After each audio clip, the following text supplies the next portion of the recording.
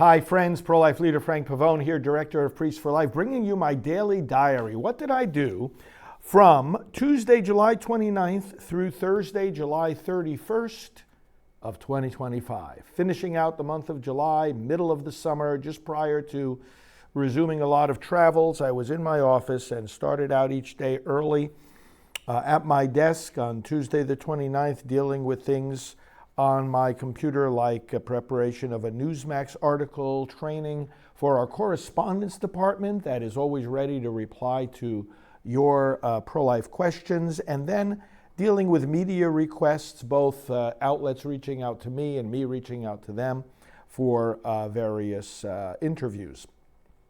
Had the staff briefing in the morning at 8:30, and then various meetings with staff subsequent to that, including meeting with our technology department at 9:20, and then our resource department at 9:30, and then here in front of the camera for the live scripture broadcast at 10, and then with our social media coordinator at 10:30, and then various more work at my desk and quick meetings with other staff as our various projects move along for the day.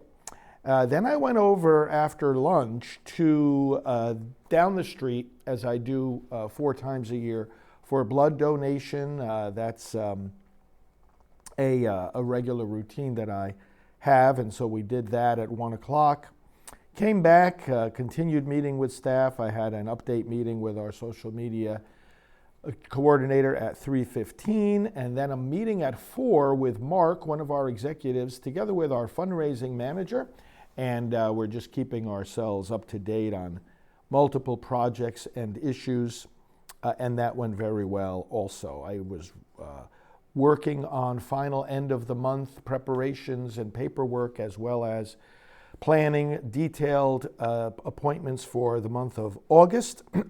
So things like that, including also the signing of cards and letters to donors, and other quiet work, getting updates, end-of-day updates from staff, took the rest of the late afternoon and into the evening. Wednesday, July 30th, very much of the same, working on those August preparations and similar update paperwork at my desk, meeting with the staff at 8:30. Lots of things to take care of via email, and let me tell you what occupied my time. The September meeting of the National Pro-Life Religious Council, of which I am president, coordinating with the company that does our prospecting mailings. Our C4 organization, Pro-Life Vote, some work in regard to that. Our project of an online pro-life university, working on that. Plans for upcoming trips, training for staff on answering correspondence. Getting ready to set up an account on Give, Send, Go. I don't know if you're familiar with that, but it's a good way that groups and conservative people help one another. New broadcasts, doing plans for those.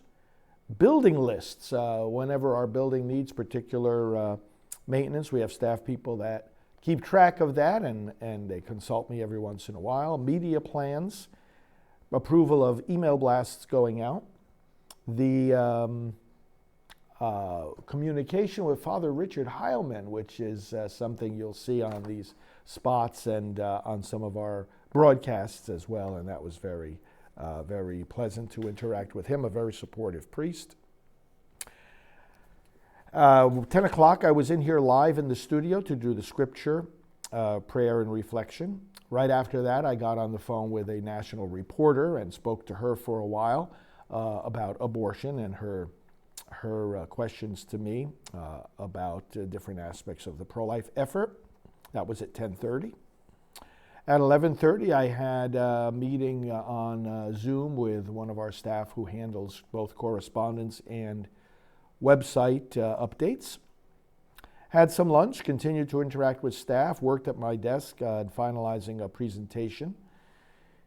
Dealt with some of the other topics I just mentioned. And then at 3 o'clock, I was back here in the studio, and I did an extensive presentation with the whiteboard over here in the corner, explaining the actions and attempted actions of a judge who is against the defunding of Planned Parenthood that was just passed and signed into law in the One Big Beautiful Bill. I explained that a district court judge doesn't have power to overturn Congress, but they think they do anyway. So we had that explanation, that broadcast.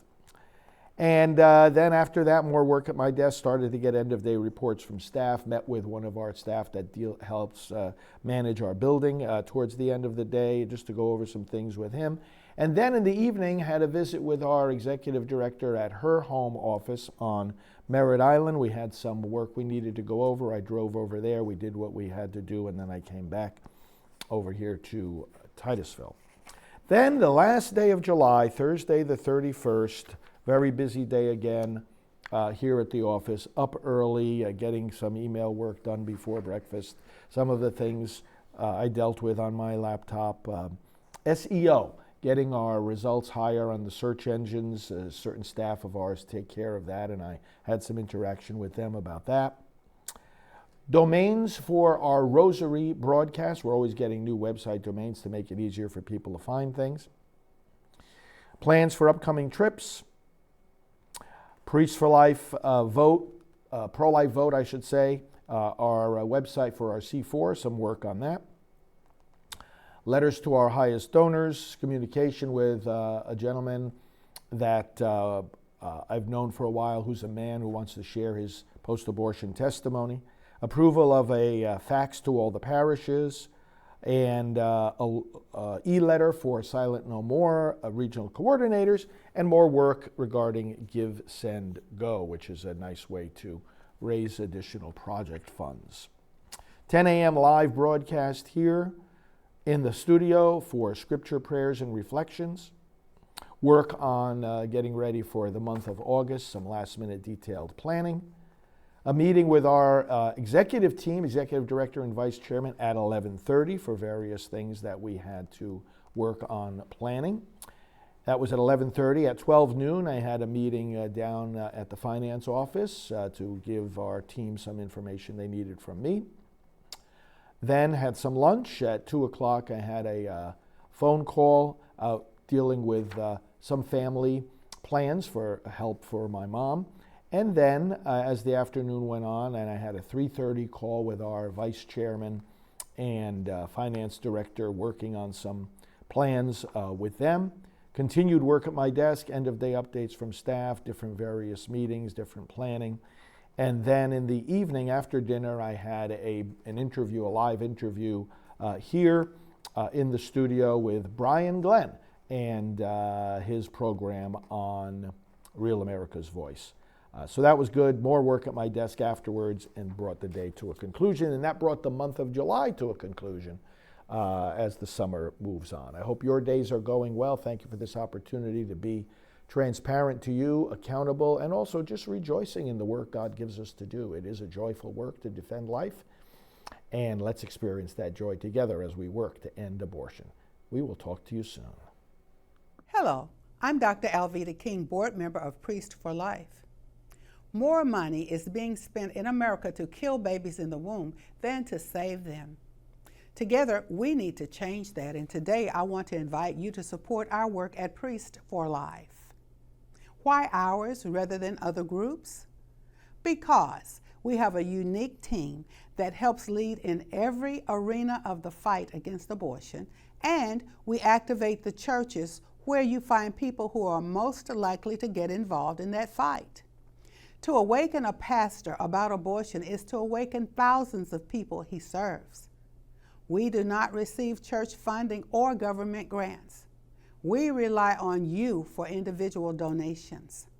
We have a very high evaluation among charities and top security on our donation site, prolifegift.org.